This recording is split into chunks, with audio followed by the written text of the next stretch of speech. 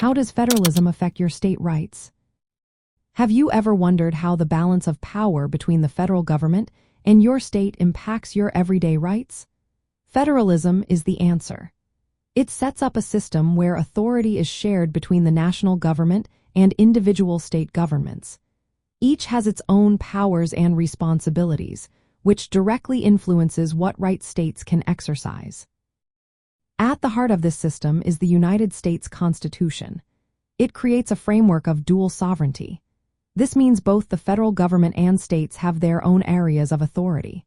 The 10th Amendment is particularly important here. It reserves all powers not given to the federal government to the states. This allows states to create and enforce laws on local issues like education, public safety, transportation, and taxation. However, there is a key element known as the Supremacy Clause.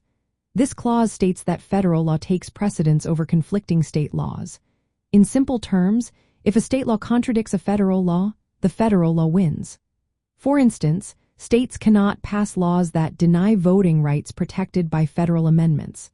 They also cannot create laws that conflict with federal civil rights protections.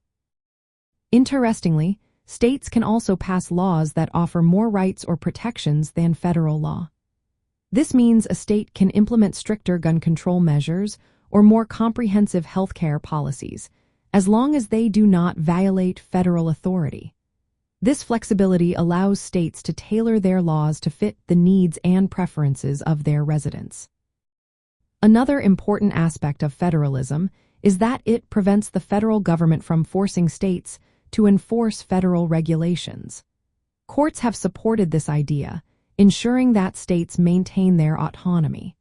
This means your state can develop policies that reflected its unique values and needs while still following federal laws.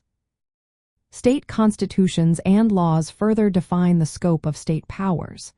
They create a legal agreement between the state government and its citizens, outlining rights and responsibilities.